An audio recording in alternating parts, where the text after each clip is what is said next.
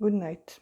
I'd like to talk about trust and fear and how it's related to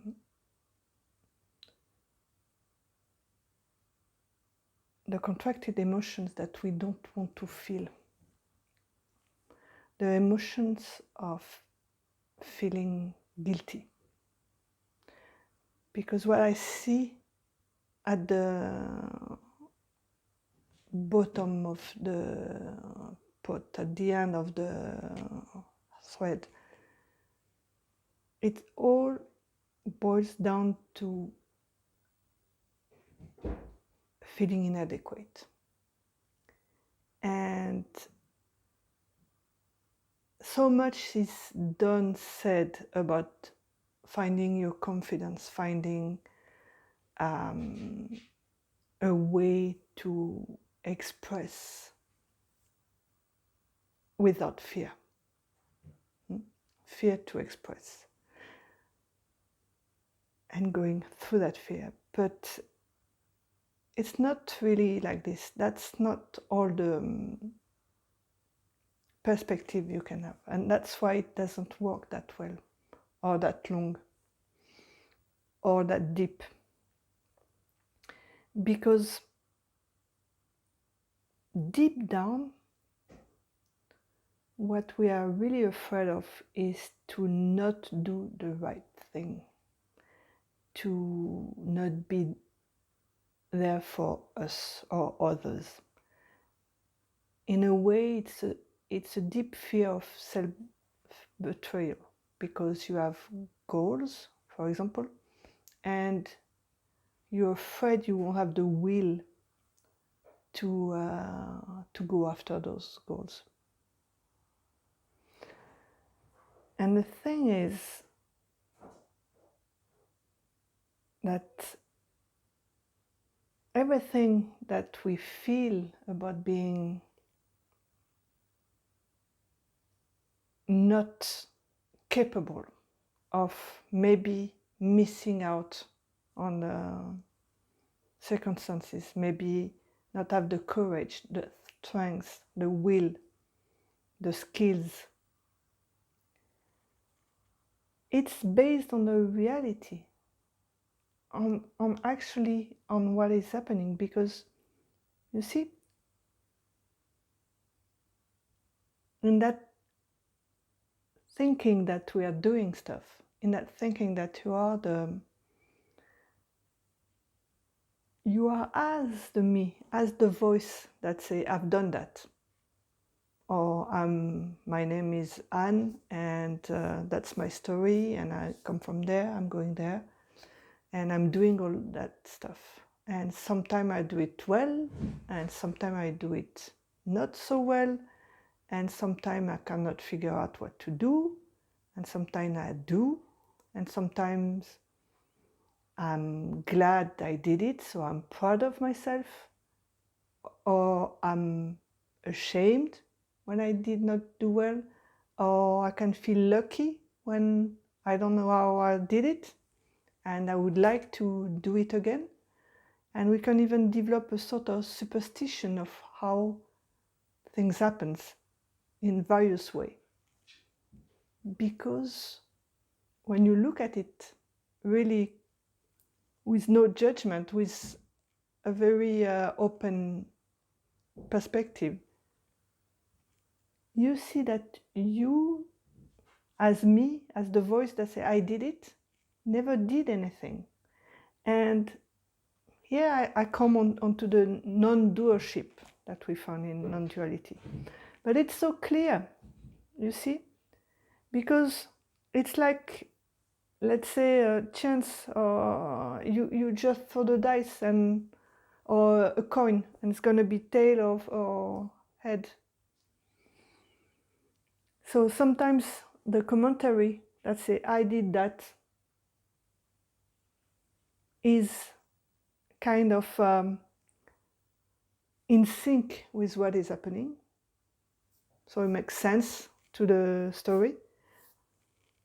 So it's either in sync or not, and when it's not, it's panicking. What happened? Did I do something bad? Did I not? Did not I understand properly the situation? Do I need to do something else? Am I guilty? Is it not my fault, but someone else or whatever else fault or responsibility? You see? It's gonna be an assessment. Each and every move you make. Did I do good? Did I do bad? Am I tired? And finding reason why. Oh, I was not clear that day, I was tired, there was too much sun, too much rain, something else. And we spent all our life trying to explain how we did what we did and how we're responsible of this, but not this. Because it has to be things that we cannot handle to be responsible for. You see? So there's we go on in life amassing large amount of guilt and shame because deep down we have no idea how we did what we did. We try to reproduce it and we try to have like tricks and superstition and whatever to make it happen. Or we secure stuff, very low level energy. So we are sure that we'll have no surprise about it, you see? But it all boils down to thinking we are a doer, that the me that is talking is a doer, and that this doer is not doing the right thing. So we can be vulnerable, accept it, arrogant, in denial, trying to compensate it, and all the energy goes to that, trying to do the right thing, whatever it means for one another. So it's like different kind of condition, family, society, whatever. But that's the thing. And there's a deep despair and sorrow of that idea of you, that me, that deeply knows he has no control. Because it's just obvious. Just obvious. The commentary comes always after. Whatever you do, it's sorry.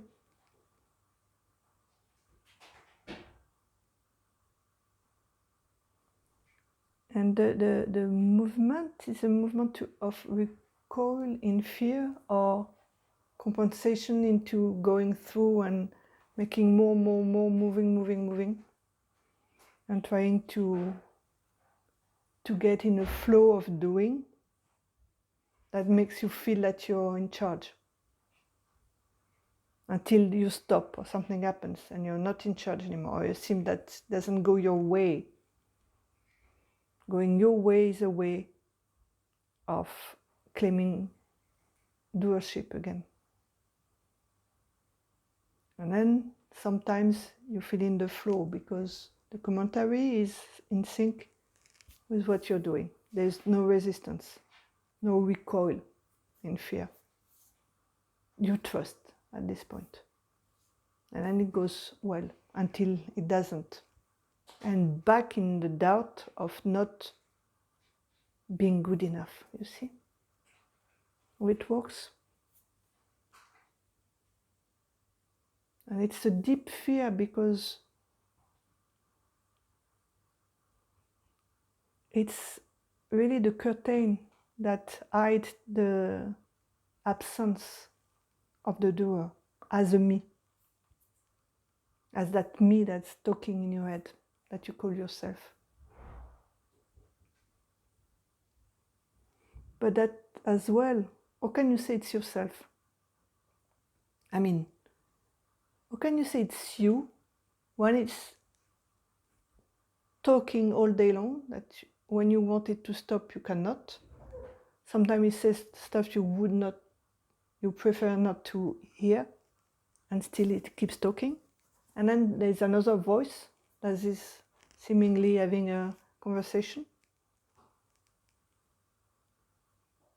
Who is that voice talking to? If it's your voice, why are you talking? And if it's your voice as a me, if it's not you talking, why don't you say exactly what you want all the time? What does it? What is it that sometimes you say stuff to others that you regret saying, and you know it came out of your mouth? So why are you doing the talking as a me? And who are you talking to in your head? What is the other voice coming from then?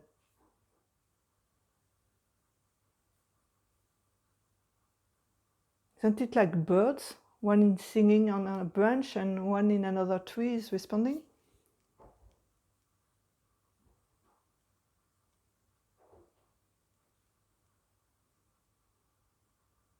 What that voice?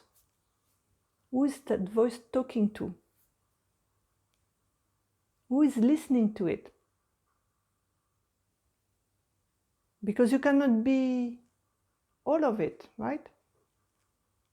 Clearly you don't have the control you think on that voice. Comes and goes, like the clouds in the sky. Why do you think you have more control on the voice in your head than on the clouds in the sky? Because the voice is talking about you. She could be talking about a pot or a balloon or a rabbit. You just at some point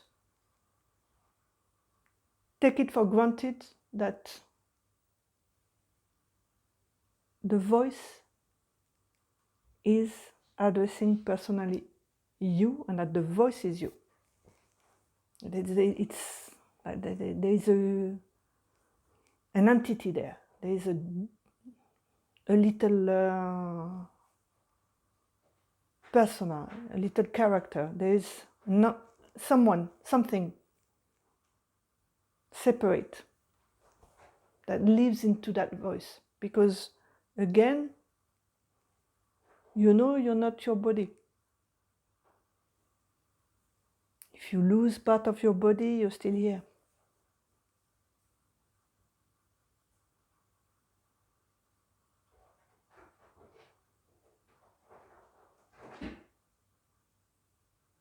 So where is this separate center of command?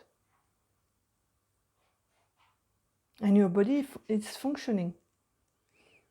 The heart is pumping, the breathing is happening, even when you sleep. How do you do it?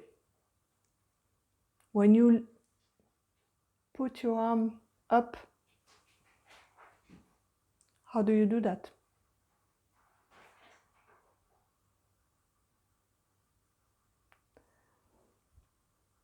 Who or what is that voice talking to?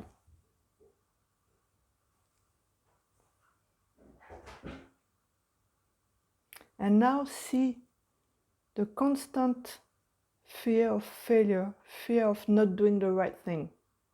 Constant. Up and down, but always lurking behind everything you do. Sometimes you feel more relaxed and you do creative stuff, but then the voice comes back. Is it good? Did I draw a nice portrait? No, I'm not good. Do I play good music? Or they like my album this time, but maybe not next time. I don't know. The music was good and then it's not that good. Or did I do that? Or should I do better next time? You see? It's a constant trying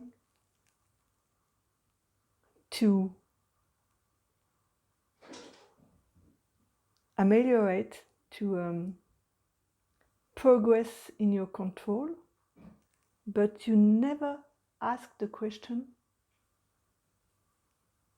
you as a me never asked the question to begin with. Did I check if that me that I think I am, that voice that is claiming all the doing, did I check if it's really in charge?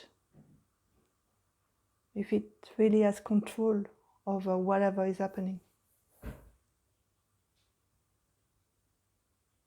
I'm struggling to find the mistakes, to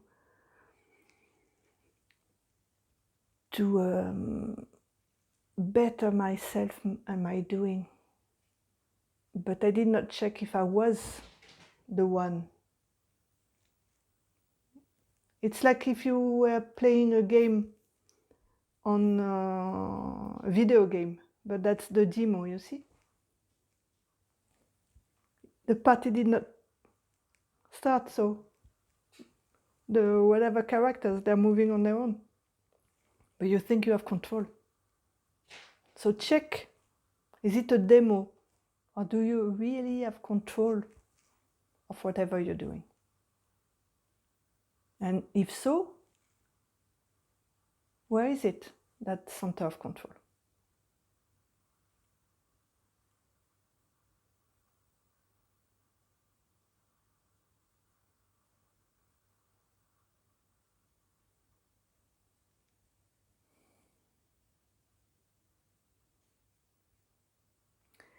We find it in the concept of sin, mistake.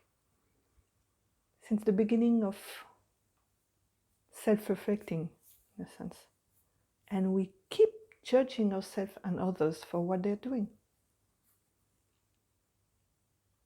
And we reward others and ourselves for outcomes that we had no control over. You see? But it's very, very difficult and dangerous in a way for the me, a dangerous notion to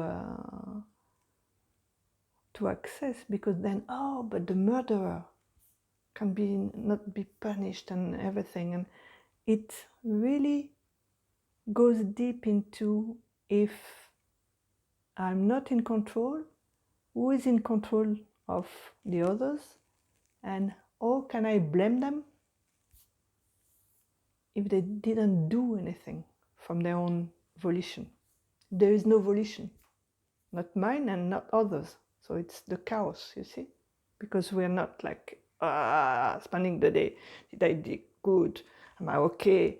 Oh, will I get the prize? Will my boss like my job? Or was I was I fresh today? Or was I performing correctly? Performance.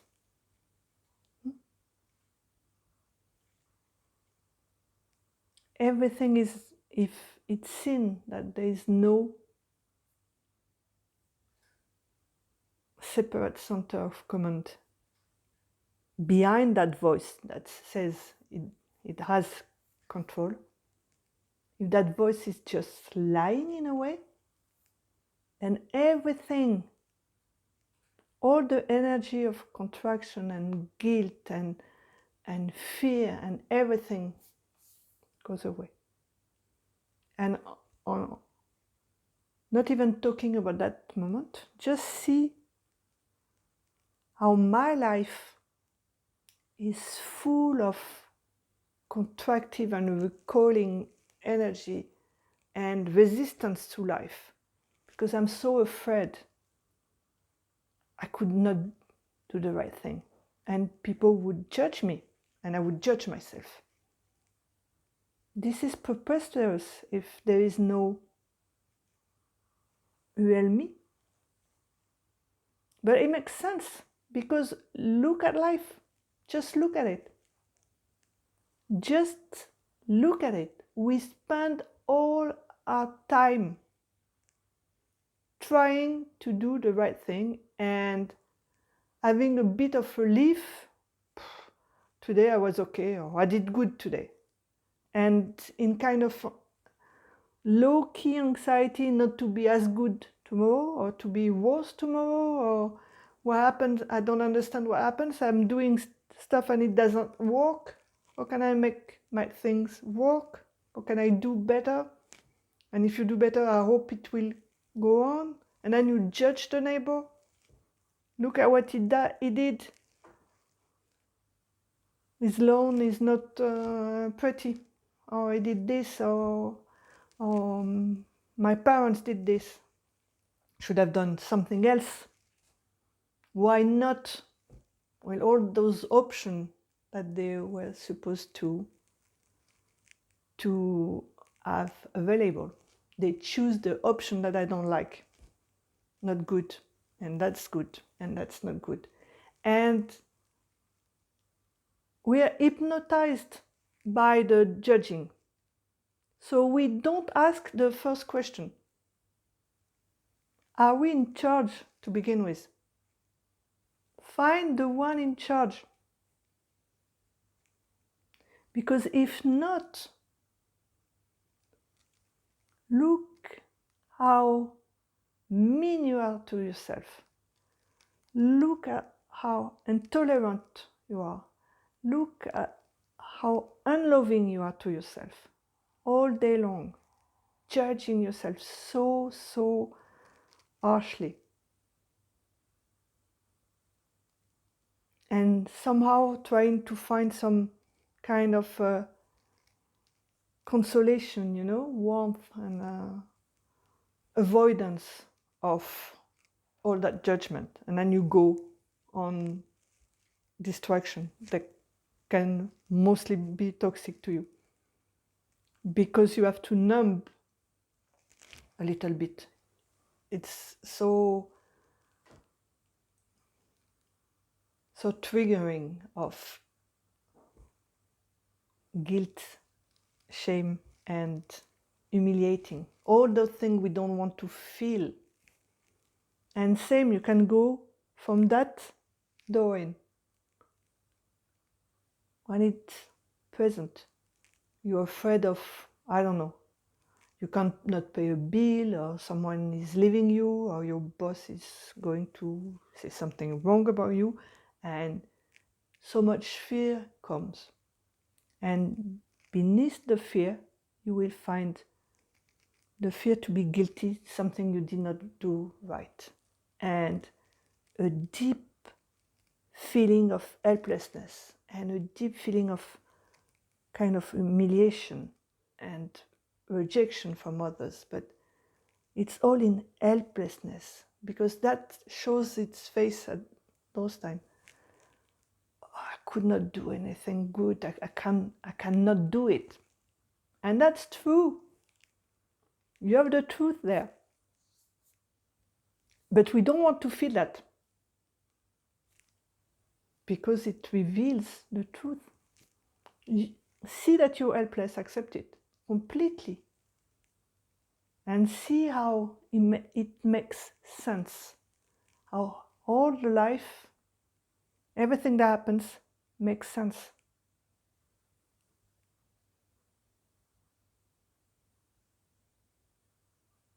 There's no power on that me, and it's so helpless that it doesn't exist. So easy to see it, because it's so obviously the case.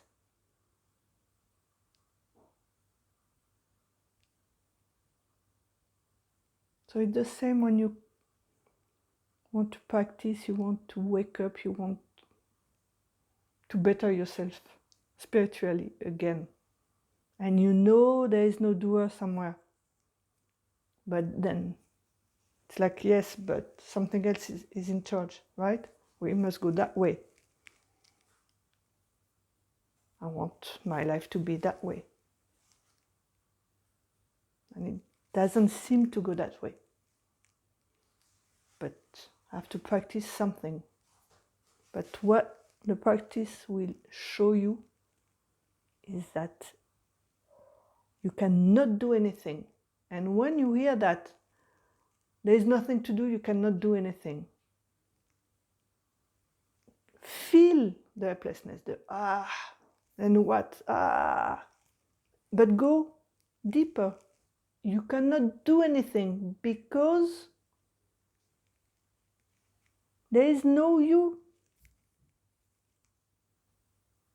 It's such a simple conclusion that is just beyond, but we stop at, oh, I cannot do anything, so I wait, or I don't know, it's life, or I should trust, then I doubt, and then who is talking?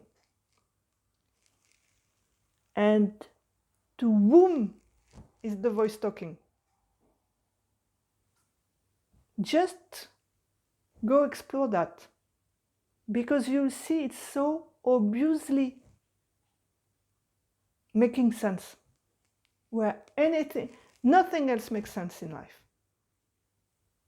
Just like you, because you're running after the next, maybe it will, the coin is gonna fall on the right side for what you talking yourself about. Maybe not. And you go, and maybe the next time, and I'm gonna do better. It's been flipping on the right side for a while now, so I'm getting somewhere. Blah, blah, blah.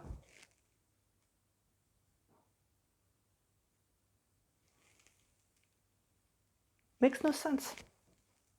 What makes sense, obviously, that the poor me that is so ashamed, so tortured by itself, because it cannot deliver. It cannot deliver. And you don't want to accept to feel humiliated. You don't want to accept to feel deep those emotions of such a contraction inside the body. You see, the guilt, the self-betrayal. You don't want to feel that. You want to go to the next quest, and maybe you'll be worthy of something, because you don't want to feel that unworthiness, because then you would be so pathetic. Pathetic. Can't pronounce it. Pathetic. But what would be? Then you could look at that person that is supposedly helpless.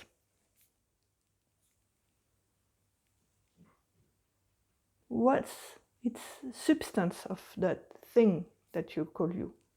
If you cannot do anything,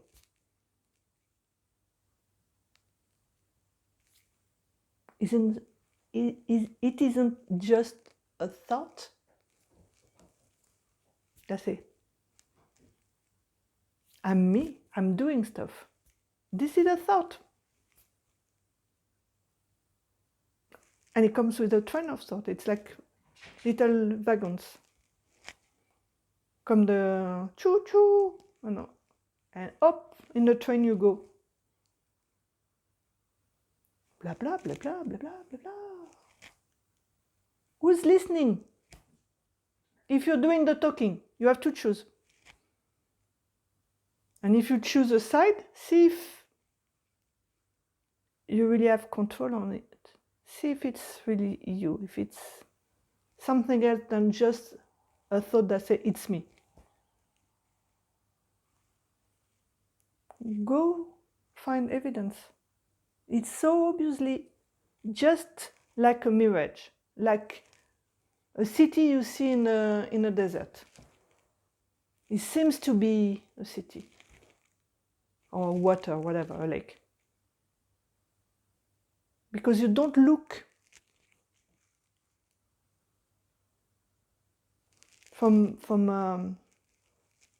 you don't get close to it. So from the distance, it seems real. But it's blurry. It's always blurry, that me. It's foggy on the edge. That's what a thought is, it appears wherever. On kind of backdrop,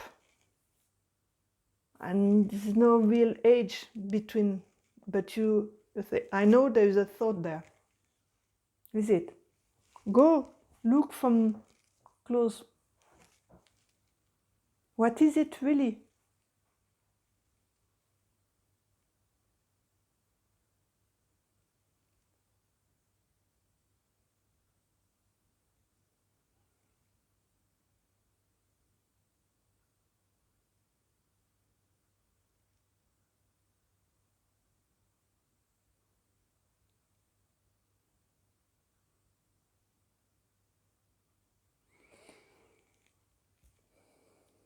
I'm going to leave you there on that little adventure. I hope it helps in a way. It does to me. Right? Good night.